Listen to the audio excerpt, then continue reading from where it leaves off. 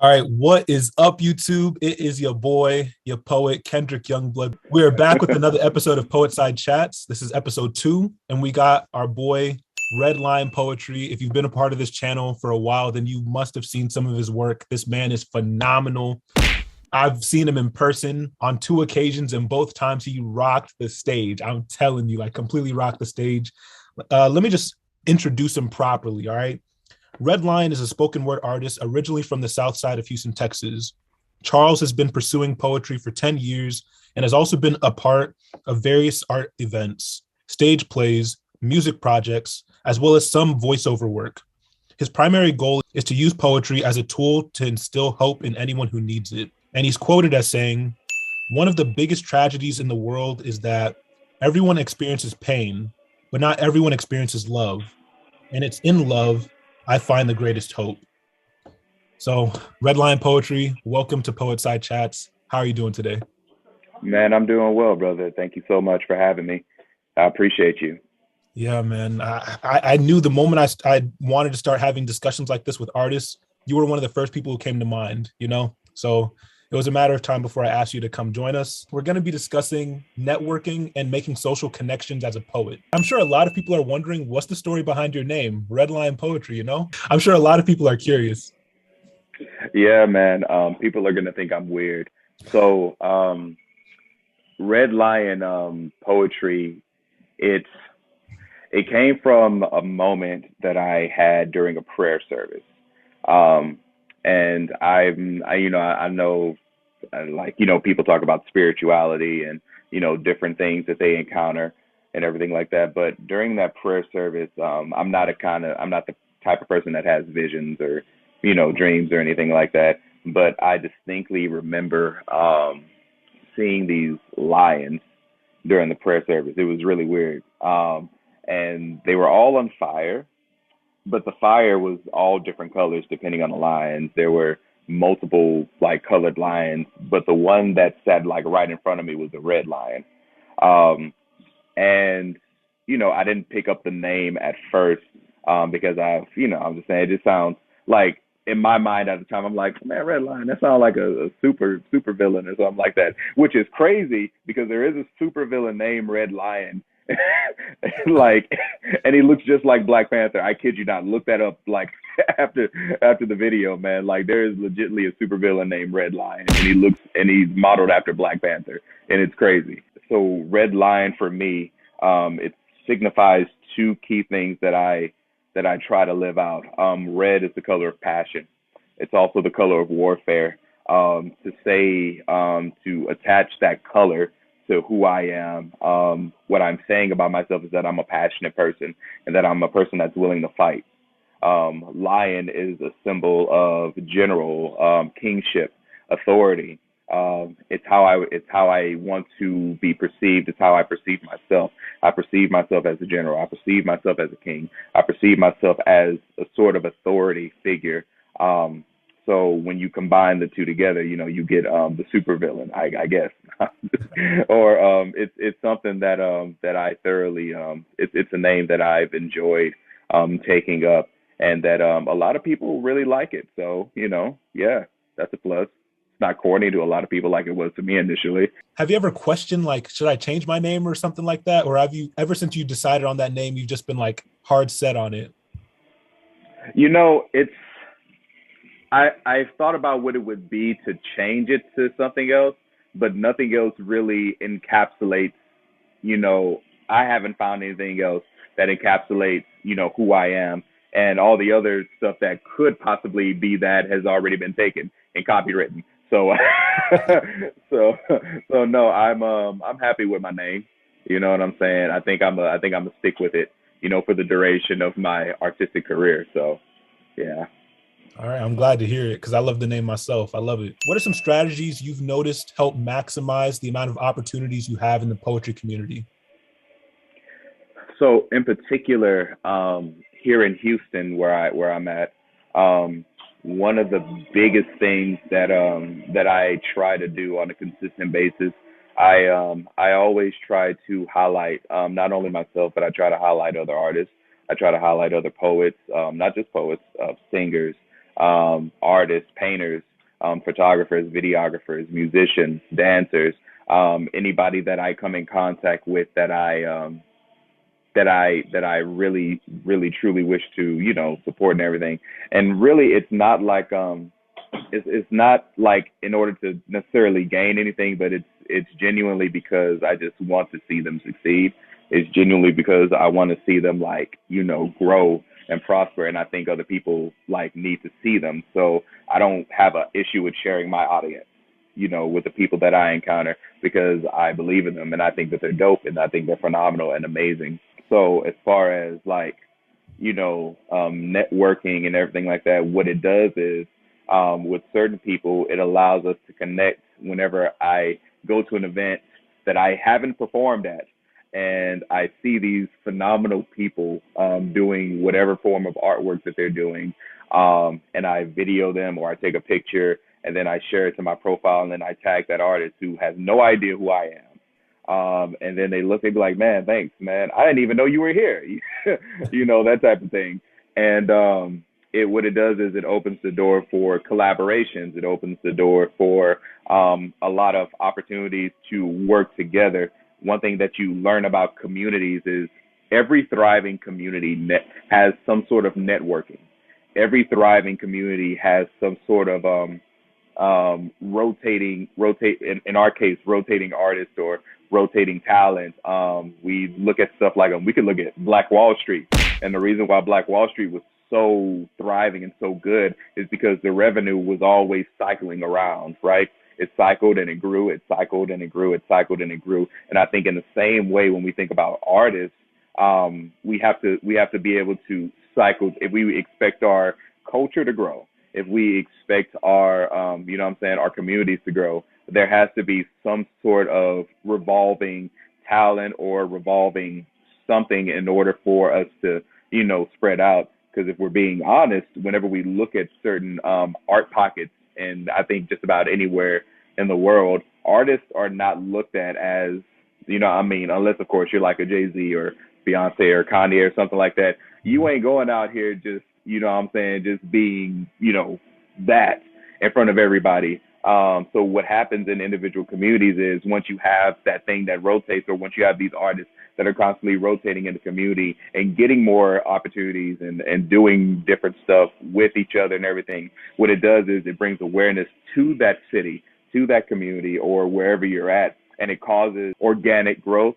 And we start seeing people who may not have been exposed to certain aspects of art, like poetry, who man, you know what? I think I kind of like this poetry thing. I didn't think poetry could do that to me. So whenever they begin to see that, they begin to develop a taste for it, right? Yeah. So this is a really long answer, but that's just kind of like my mindset behind everything. You need to genuinely want people to succeed, but you have to also understand, it's not just about me. You know what I'm saying? It's not just about seeing myself grow. I heard one of my mentors say this, that you're successful when you have successors, right? So your success, you can measure your success whenever your community around you is successful. So if my people are winning, I'm good. You know what I'm saying? If I get booked for an event, if I get booked to come out and do something and I can't make it, but I can say, you know what? I think I'm gonna recommend this other poet because I know that he's dope, or he or she is dope, and I know that they can come out and I know that they can kill it. But I can only do that if I've been networking. You know what I'm saying? If I develop genuine relationships with people, and vice versa. I've had people pass me their events and be like, "Hey, man, I can't make it, but I know Red Lion is gonna go up there, and I know he's gonna kill it." You know what I'm saying? So it's about helping each other, working with each other. You know what I'm saying? So yeah, man, that is my very long and detailed answer on that. Yo, that's awesome. And that kind of bleeds into my next question of what are some character traits that make an artist easy to work with and very likable when it comes to these social connections? You brought up uplifting other artists around you and making sure that you have successors and things like that. What are some other qualities that you think make an artist very likable and desirable for collaborations and things like that? I think it depends on the situation. So if it's the case where you're being booked by maybe a host, or if you're being booked by like an organization or whatever, the most important thing that I found is one, your professionalism, right? And in that professionalism, it's punctuality. It's how easy are you to contact? You know what I'm saying? Are you responding to your emails or your text messages or however they're communicating with you? Are you attentive and, having your hands in, the stuff that's going on? One of the things that I do at every event that I go to, I always show up at least an hour and a half before, the doors open. Not before it starts, but before the doors open. And the reason I do that is because one traffic in Houston sucks. And I'm saying, if you just be leaving, right on time, you're just gonna be late. And I don't like being late, which is another thing, I'm saying, you gotta be punctual. So I do that because one, I need to, as an artist, feel out where I'm gonna be. I want to plan out how I'm going to move on stage. If there's even if there's a microphone, if there's not a microphone, I need to readjust my set and understand like, okay, I got to, do A, B, C, and D. But also, most of the time I get to venues before like promoters get to the venues. I get to venues before people who book me get to the venues. Normally people who let me in are like, either they work custodial or they are a bartender or depending on where I'm at. And I'll just be there sitting down, just like waiting, like, okay, you know what I'm saying?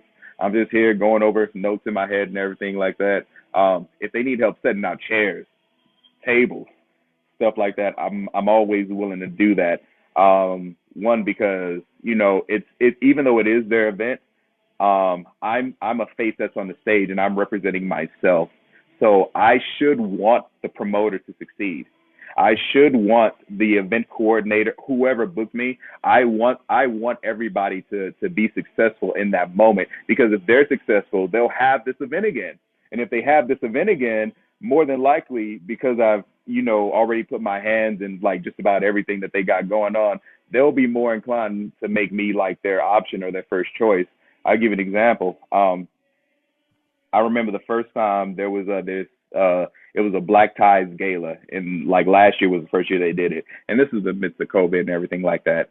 So it was really awkward trying to space out things the way that it should have been spaced out with masks and everything like that. And I remember showing up. It was where it was like downtown Houston, so like right across from University of Houston downtown, and they have this venue. So I got there, early. I go inside, and then I'm waiting on the event coordinator to come in and everything like that. And, she was having a hard time setting up stuff and decorating. So I'm like, all right, man, what y'all need help with? You know what I'm saying? I'm putting up decorations, and it's like, they ain't paying me to put up decorations. They pay me. So I would not be wrong to just like come in there, you know what I'm saying? And just do the poetry set that they booked me to do and be out. I wouldn't be wrong for that. But because I took the time to do all of that, one thing that they did that night is they extended my set and they allowed me to do more than I was scheduled to do, which normally I would pay. I would ask for more pay for, but I didn't. I was just like, all right, man, let's just roll. And then coming back around this year, they called me again. Hey, we're doing it again. Would you mind, coming out and doing the set again? So now I've established a relationship to where it's like, if I hadn't assisted, and did all that stuff, they might have called me back or they might not have, but because we've established not only just a professional relationship with each other, we've established this thing of, listen, I'm not just here as the talent. I'm here as the support as well if you need it.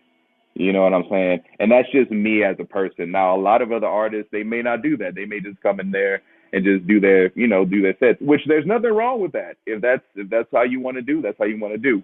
But I like the feeling of community, because the feeling of community will keep keeps people bonded, and it keeps people firm. In the case of, say, I'm not being booked by a promoter or anything, but it's relationships with another artist. Then it just goes back to what I've been doing.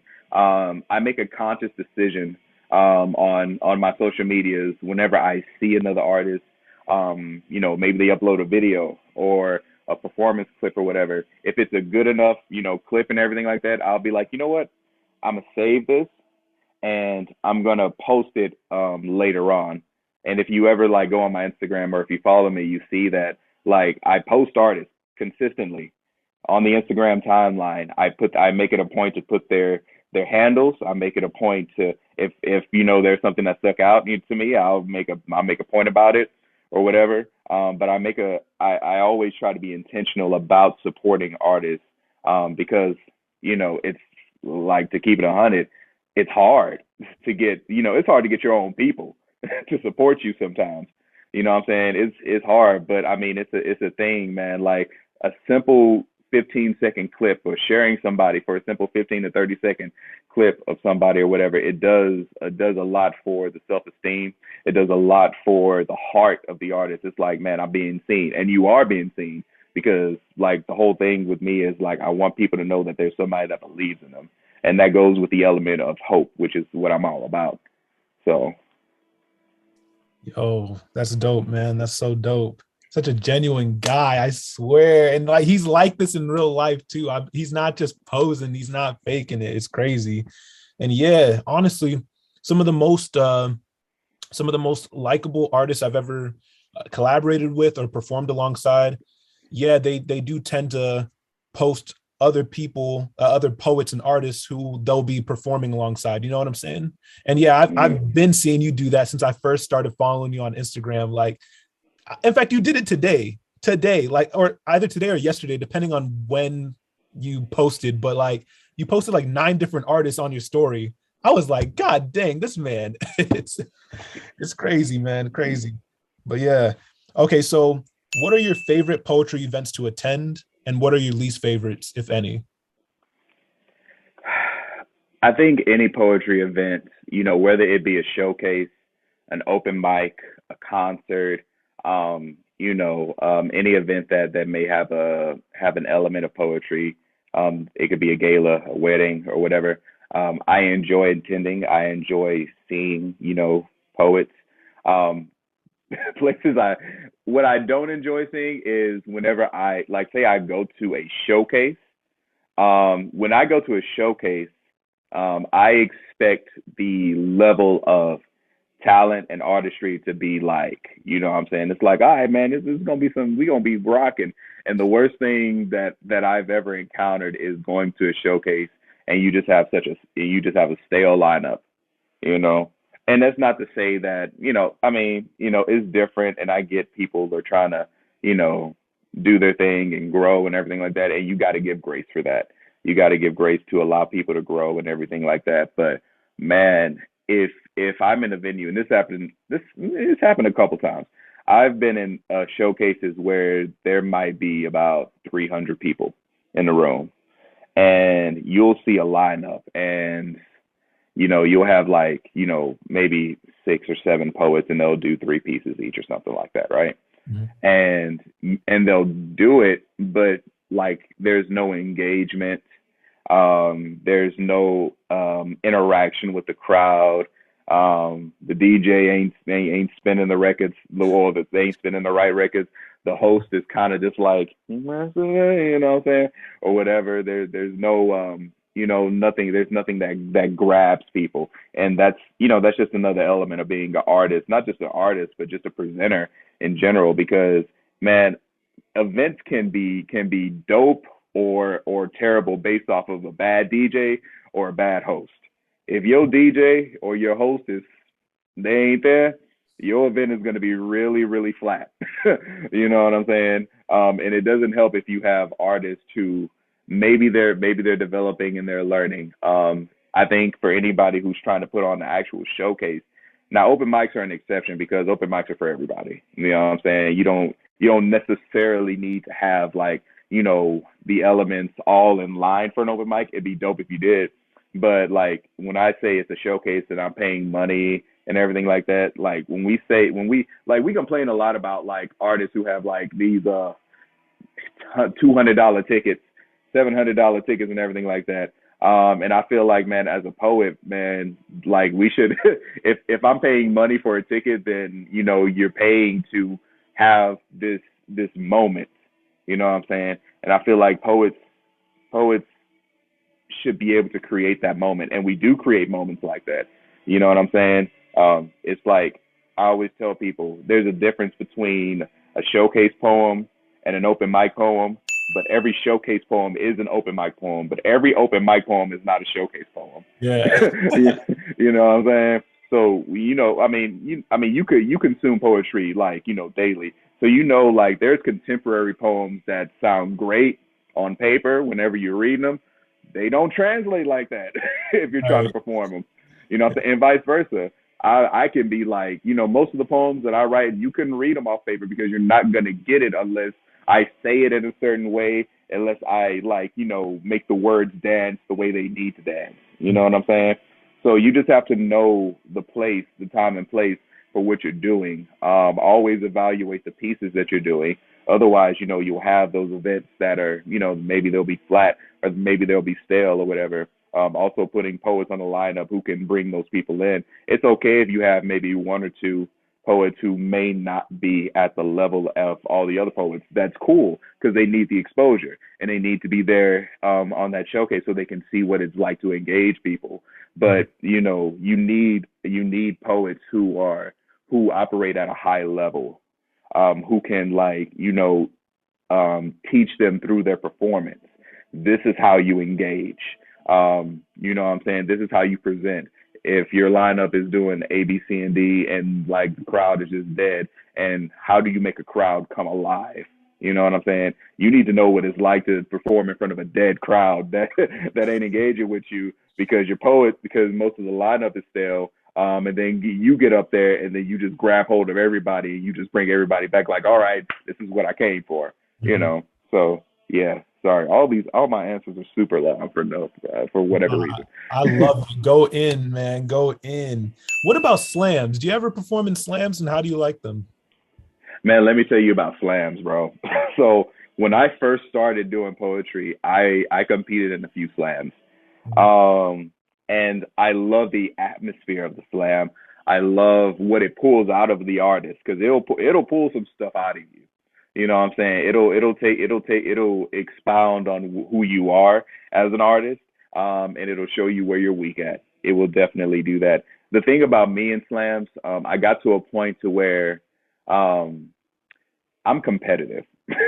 I'm extremely competitive. Like, don't play Uno with me. Don't play spades with me. Don't play don't play Tekken. Don't play Tekken or Street Fighter with me because you know what I'm saying. It's something serious. I'm just competitive by nature. I blame football for it. Football made me a beast. But the thing is, like, I'm so competitive that whenever I would go into a slam, I would do whatever it took to get whatever score I needed to get because that's how I think about it. I think about it as a competition. And I know we hear people say it all the time when we're at slams. The point is not the point. The point is the poet. That ain't how my brain works. You know what I'm saying? If you tell me that I am competing for a prize, I'm competing for a prize. If you tell me it's $500, $1,000 for first place, I'm getting first place. I don't care what you say. And that was an issue with me because I didn't get into poetry to compete.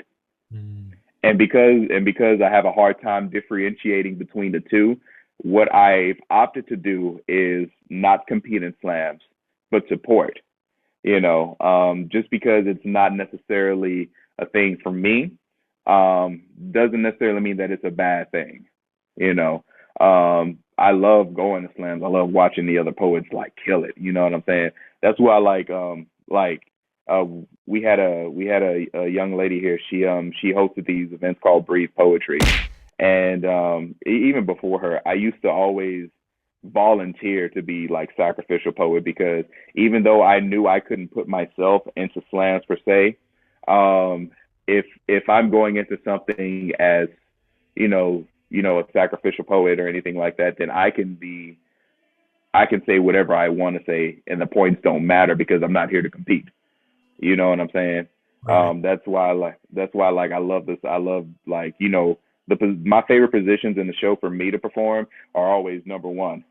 I like to be the first person on the stage. I like to be the tone setter. I like to be, because I feel like even if other people don't see the other artists as being on the same level as me, what I love to do is I love to pull that out of them. I'm like, listen, this is what it needs to be. And if it ain't, and if this ain't what you bringing, it's gonna fall flat. So you got to be better than me in this moment, and I'm not gonna play small for anybody. So that means that I'm so the whole thing is like it goes back to community. I have to be able to pull you up to this level if you're not there yet. You know what I'm saying?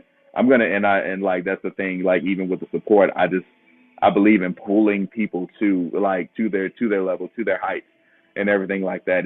It's why I'm so adamant about supporting people. It's why I'm so adamant. Like I buy people's projects, I buy people's albums, because like I believe that there's a level that they can achieve, but they have to be. But we all at some point have to be pulled. You know what I'm saying? We all have to be pushed. It's nobody. The biggest illusion, man, is that you could be this self-made person. And I get the sentiment behind being self-made, but it's impossible, because if you have a business, you got to have somebody buying your product. You know what I'm saying? If you want to do this poetry thing, then you have to have people booking you. In order for people to book you, you got to be dope. And if you ain't to the level of dopeness that somebody needs to book you, how are you going to get there? So you got to be pushed. You got to be pulled. So yeah, that's what I think about slam. Yeah, that makes a lot of sense. I'm super competitive myself, honestly, like mad competitive. And I love slams, honestly. But yeah, every now and then the points do get to my head. I'll be honest. They do for sure. For sure. I'd be like, 8, excuse you? That's a 10. But what you mean 8? Right. That's 7.9. You just a hater. That's the problem with you. You know what I'm saying? You don't know Jesus. You don't. Oh, so what benefits come from using social media as a poet, and are there any drawbacks? Oh boy, that one. So I think the benefits are pretty obvious. It's free commercial. It's a free commercial. You know what I'm saying? It's it's a portfolio. I know a lot of people, you have a website, you have this and that and the other, but I think social media is a good medium to get people to that website or to that YouTube page or to, other stuff. Because otherwise, like, you can put all your stuff on social media, and that's cool and everything. But as we experienced like a couple of months ago, whenever Instagram and Facebook went down, you know what I'm saying? And people like, lose money, which is the con, obviously, right? Because when you become so dependent on a platform and the platform does not work for you, at a certain point, you lose money. Mm-hmm. That is a big deal. And I think that's one of the biggest drawbacks from using social media. Another drawback is when artists feel like they have to produce so much content constantly all the time. And what happens to a lot of, and this doesn't happen for everybody, but there's like this, there's a creative stagnation that happens a lot of times, right? Unless, of course, you have other people who can, see what you're doing. Like if you have a dope videographer who can like do different videos and different takes like that. Like one artist I love is his name is Tobe Nuigwe. And I love Toby. And Toby is like, it's Toby, you know what I'm saying? But he has all these other parts that are around him that just amplify his voice, that amplify what he does. He has Nail the producer. He has his wife. You know what I'm saying? He has, the Black Angel Collective.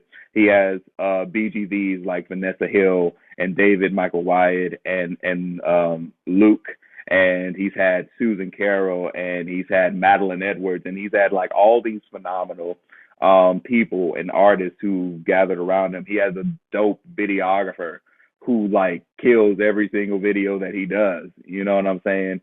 And Toby, he's a visionary, and he like, he makes all the moving parts, move the way that they're supposed to go. But if they weren't there, he would have nothing to move around. You know what I'm saying?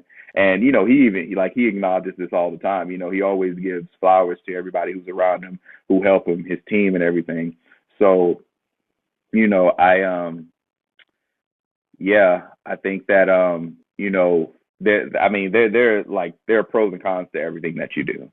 Right. I think, but once again, the biggest pro is, hey man, this is advertisement. You can put this on social media. You don't have to pay for a commercial or whatever. If you have a following, you'll have people who will see what you're posting. On the flip side of that, if you become so consumed with it and you're constantly having to push out this content, which is a lot of times what social media does. It makes you push out a whole bunch of stuff. It almost makes you, like I said, it waters down the potency a lot of times, unless of course you have a team that can kind of come up and gird you up, but it takes out a lot of the potency of your art some of the times if you're not able to regulate it. You know what I'm saying? And it makes people, dependent on the social media platforms, a lot of times. So yeah, man, I just think that it's like with anything, man, it's not a bad thing. You just have to take care of it, what I'm saying, while taking care of yourself. So yeah. Oh, well said. I've actually fallen victim to that, of like being in such a routine of like posting regularly on social media. And although, like you said, there are obvious benefits, at the same time, I've noticed, even, and my YouTube viewers can attest to this, right? Sometimes my content gets kind of repetitive, right? Like I know I'm like majority a reaction channel, right? But I remember back earlier in the year, I was doing a combination of like poetry lessons, reaction videos, sharing poems, right? And just due to like having to post constantly, reactions are the quickest thing to put out. You know what I'm saying? And I love them. Obviously, you know that I love reacting to poetry, but at the same time, I realized that the overall quality of my channel has decreased because I've become monodirectional. You know what I mean? And so that's something I'm trying to learn for myself for next year. I'm going to go hard until the end of this year. And then right after that, I'm having variety of content I'm putting out. Not to talk about myself or anything, but I just wanted to share a couple thoughts. Oh, no. Hey, bro, listen, man, you are dope. I just want to let you know that. You know what I'm saying?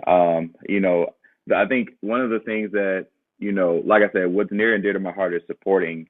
And I think you are probably one of the biggest supporters that I personally have. And you're a huge supporter of the art and of the culture. I always see you with, the Poet Life merch and the gear. You just did the contest with the three finalists. Yeah. And I just think that that's such a dope thing because, man, a lot of like it's sharing your audience, but it's showing other poets like, hey man, listen, I believe in you and you can do it. And I think that's one of the things that I love most about you and your channel is the fact that, poetry doesn't have a platform like poetry doesn't have a reaction video platform at all. You know what I'm saying? I see it with like songs and music videos and all kind of stuff, man. Poets ain't got that. You know how many we got so many dope poets out here, man. And you know what I'm saying, they share their videos and everything like that, but man, we ain't got nobody reacting to them. But we got a Kendrick Youngblood, you know what I'm saying, who not only reacts to the poems, but literally like can break the poem down bar for bar and interpret. And I'm just like, that's so dope to me because I've never seen anybody else do that. But yeah, nah, man, it's like your genuine love for the art is so amazing.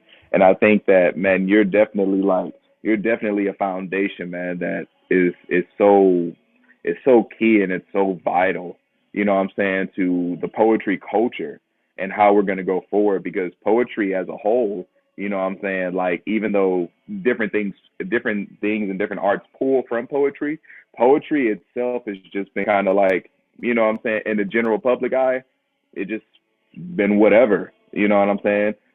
People see Love Jones and they think that's it. You know what I'm saying? Yeah.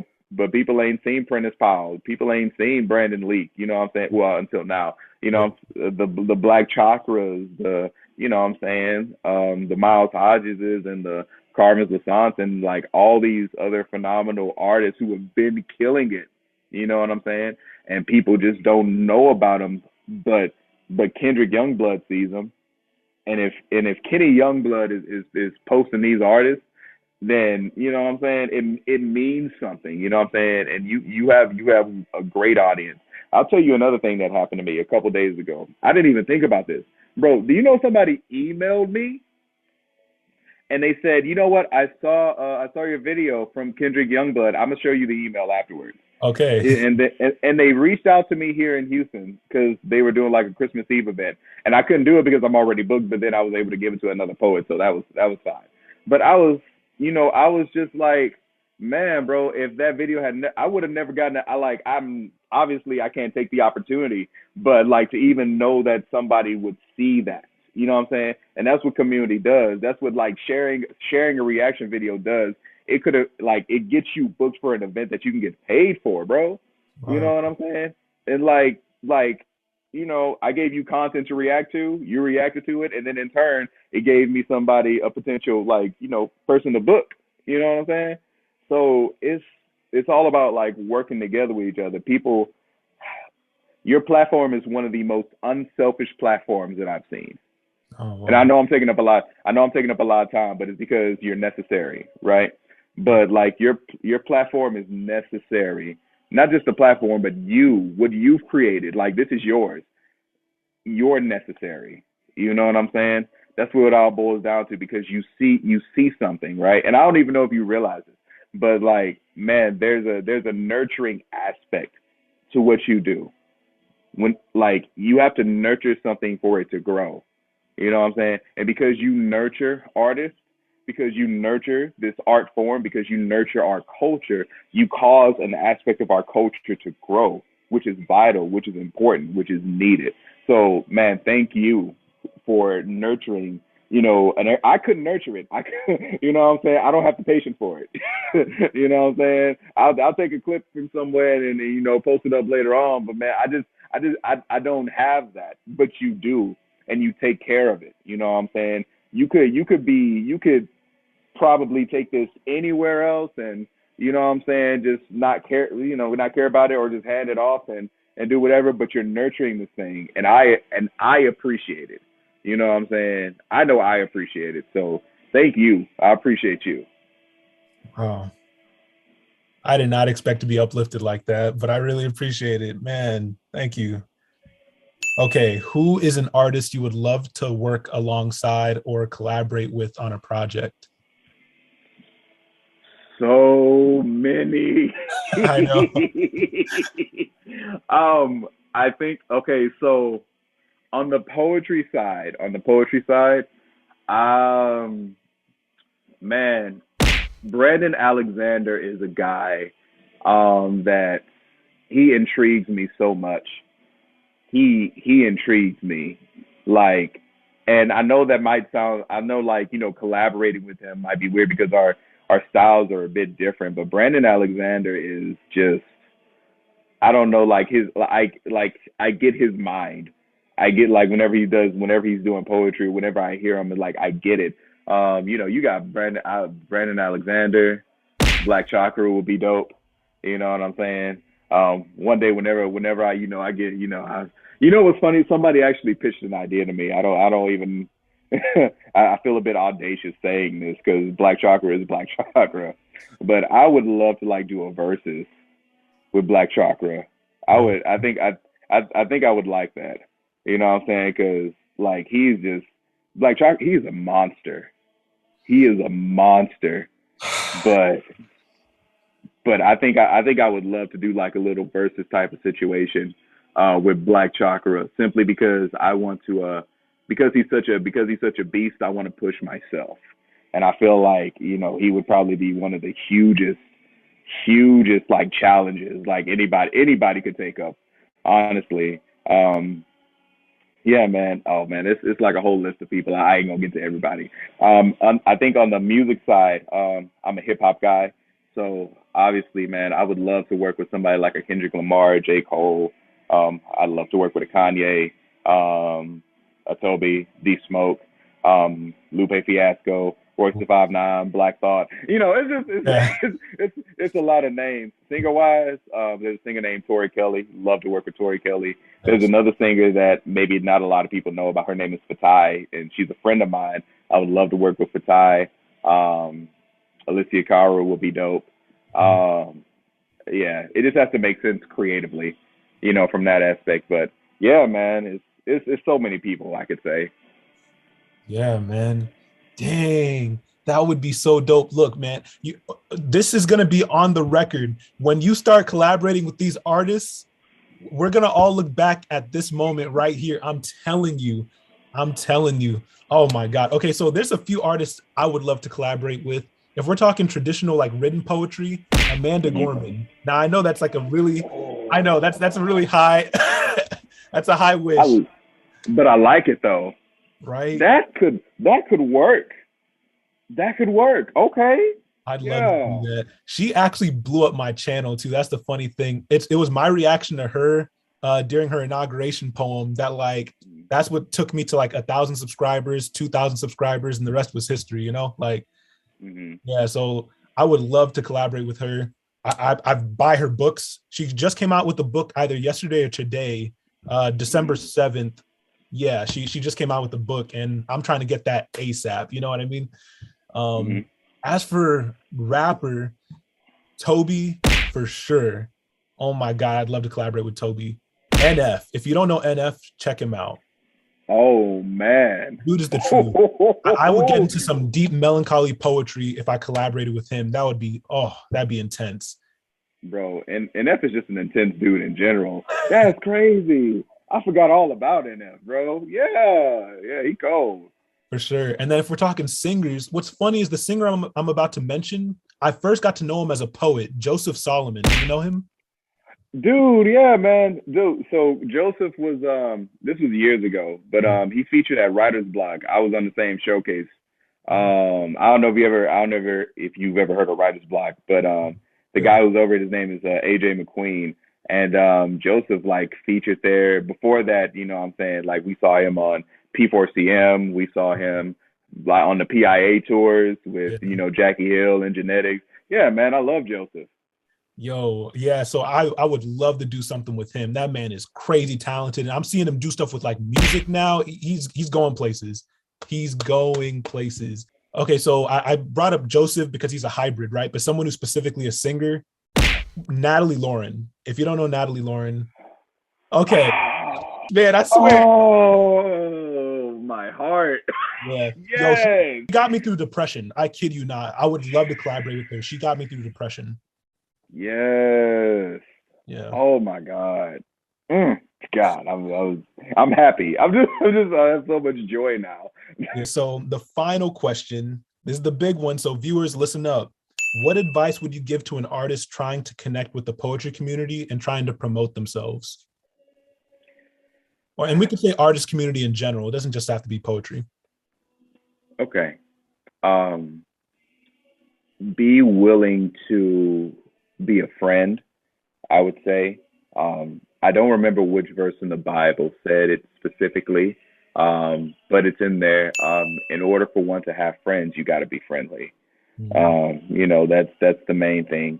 I would say don't network just for the sake of growing yourself, but network because it increases the value of the culture, it increases the value of the community you're in, and increases the art form.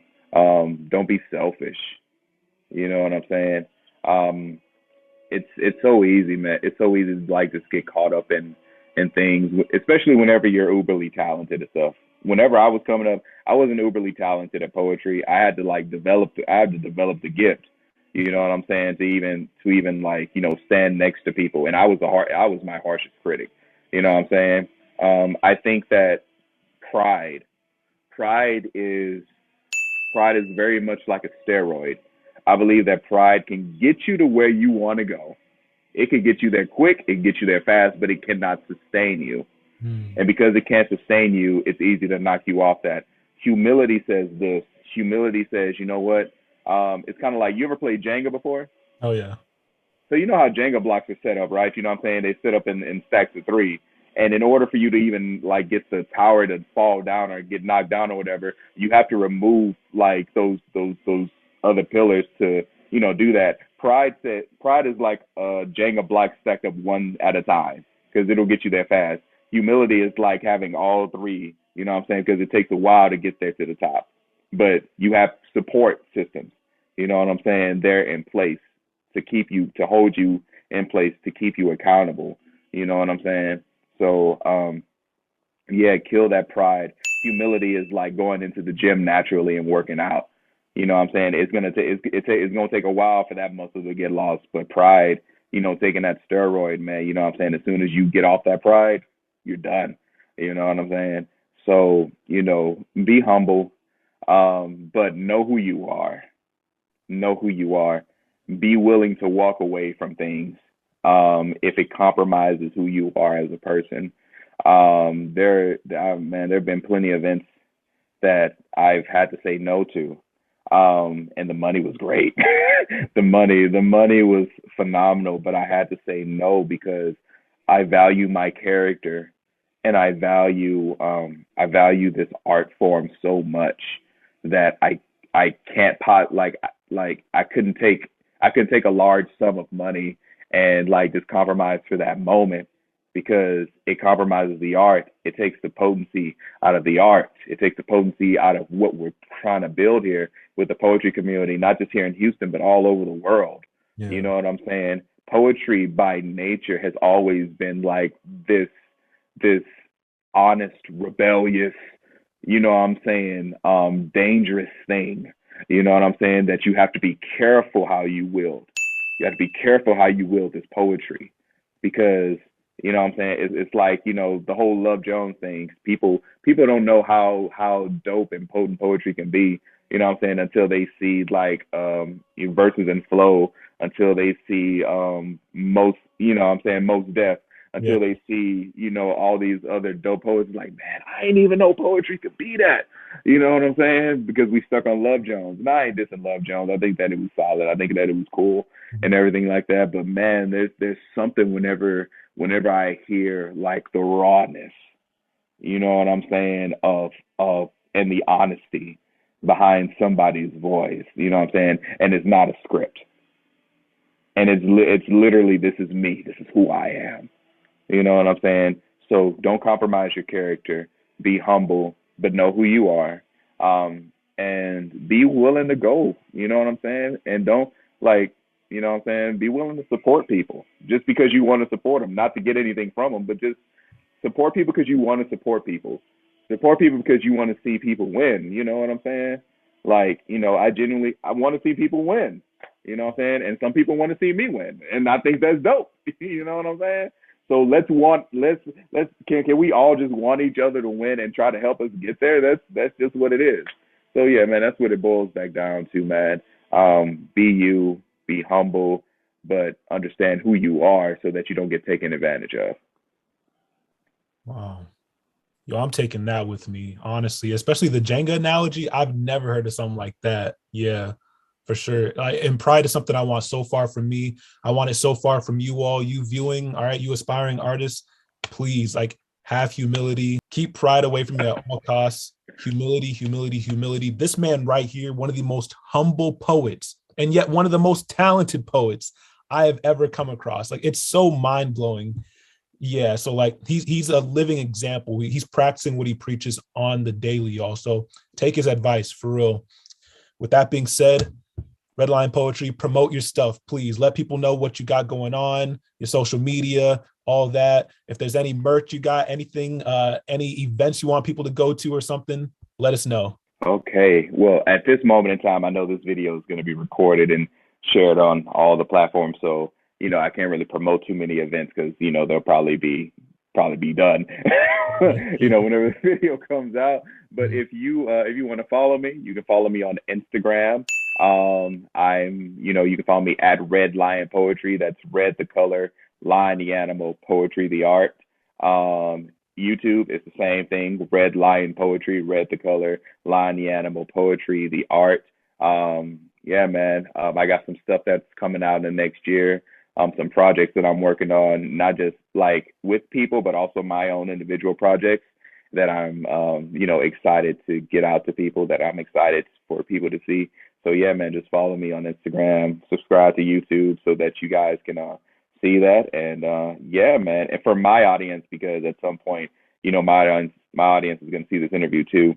Make sure that y'all are following Kendrick Youngblood because this man is going to be so vital to the culture, to the poetry community, and he adds so much value to what we do here.